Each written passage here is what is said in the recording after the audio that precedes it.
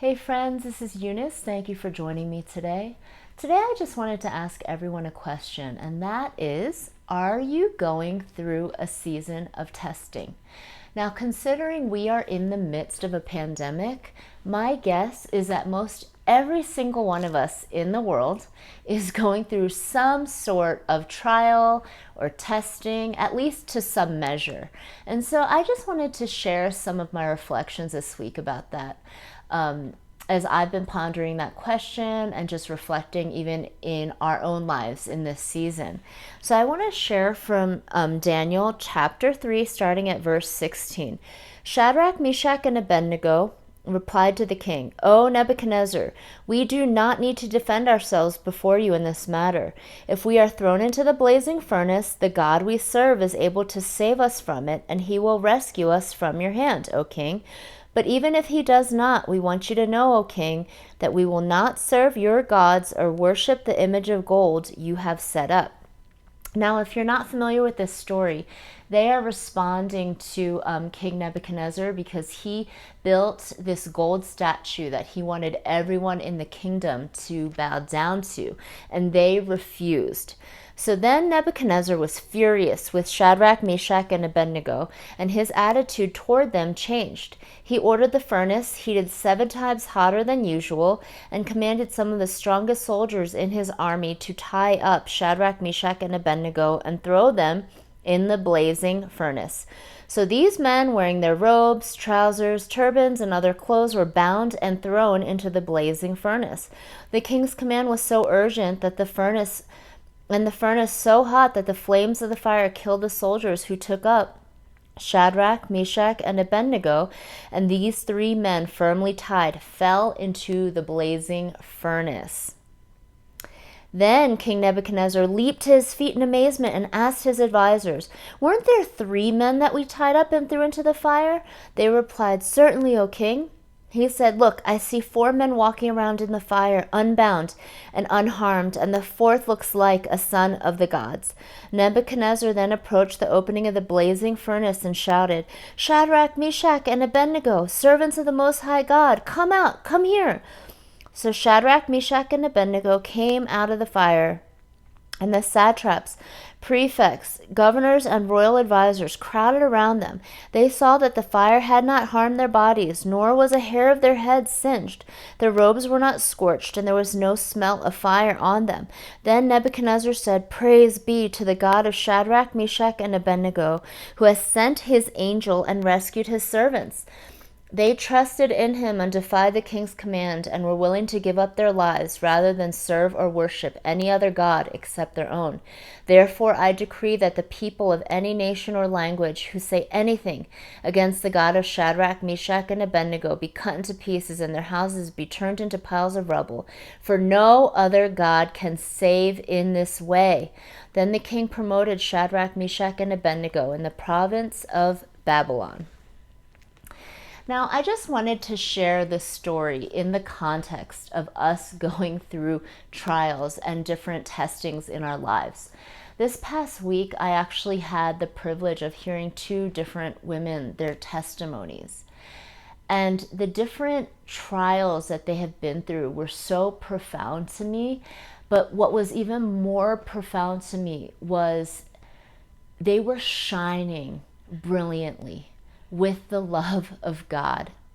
When they were sharing their testimonies, which were ones of really deep valleys that any person could really face in this lifetime, I was just amazed that at the end of them sharing their testimony, though, they were praising God and they were reflecting his goodness in such a brilliant way. All I could say is they went through the fire of testing and they came out shining. And so that's why it led me to really go back to the book of Daniel this week and read about Shadrach, Meshach, and Abednego. Because I think that there's times and seasons that if you're human, you go through a season of testing or a season of trial. But not everyone comes out of those trials shining. Sometimes we come out of those trials full of bitterness, full of anger, full of disappointment. But something that I just was amazed by these two women was how hearing their testimonies, seeing them come out of that fiery trial, shining brightly. That's just the only way that I can describe like what I heard through their testimonies. And so I just wanted to encourage you guys with that thought, because I think in the midst of this pandemic, every single one of us is going through a different measure of a trial, whether that's a small measure or whether that's a huge measure, or whether it's some days where you guys are doing fine and then other days seem really like dramatic and it's not going so fine. I know that some parents right now, they're struggling even with like, during the pandemic, their kids not having social interaction, for example, or their kids going through possible depression during this pandemic. I know that's something that my kids' school has really been trying to emphasize, is like, hey, keep a check on your kids' emotional health. And I appreciate that, because I think that this is you've heard this term so many times, an unprecedented season for all of us around the globe. And with that come different trials. Maybe it's a job loss or a loss of finances.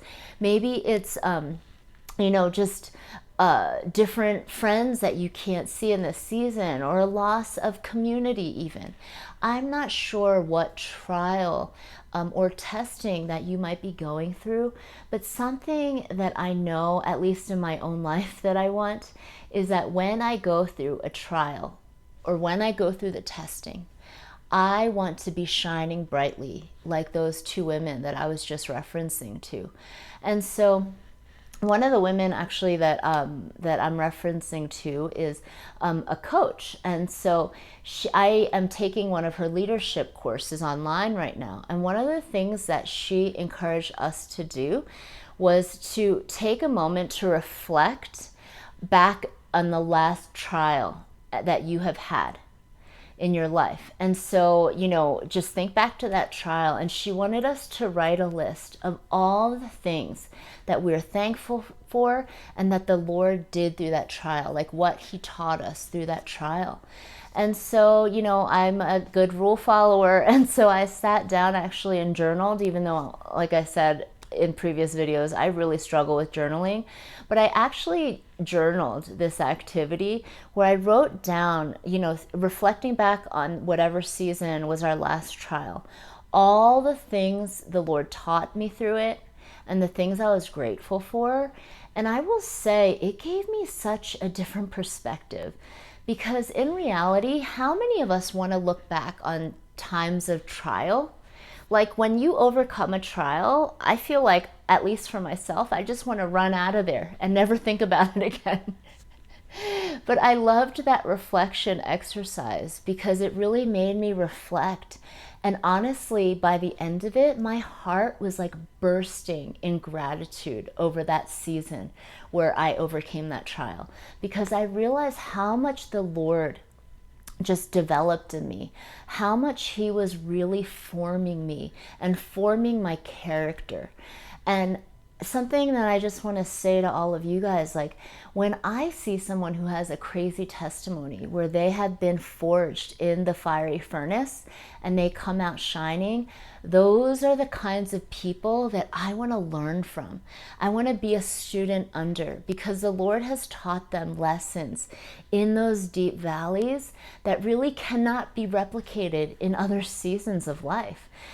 Anyone can put on a great face in a high season in their life. Anyone can show their best self. But it's truly those low valleys when we walk through with the Lord where our character is being forged, and it's just amazing to think about. And so I just wanted to leave you guys with that thought, because I feel like, whatever degree of testing or trial you may be going through, I want to encourage you to look toward the future and just imagine yourself coming out of whatever trial you're facing right now, shining, radiant, because we let the Lord into our lives and we let him just form us in the way that he wants to form us. And so I know that I'm a person that I want to see miracles. I'm hungry to see miracles. One thing in the scriptures, one of the greatest miracles is this fiery furnace example. I feel like it is a huge miracle. They saw an angel. Even the unbelievers saw an angel in the fiery furnace saving them. But something else remarkable too is they came out of the fire unharmed. I mean, when does that happen? Like, even when you're grilling meat outside on your grill, the hair on your arms could get singed. So it amazes me that they came out of that fire, their hair was unsinged, their clothes were, all the same. It was a miracle. But they only got to see that miracle when they were able to take a drastic and dramatic stand for the Lord. And so that's just something that I ponder, is because as much as I long to see miracles, I wonder what are the circumstances surrounding why we even have to lean on the Lord for a miracle.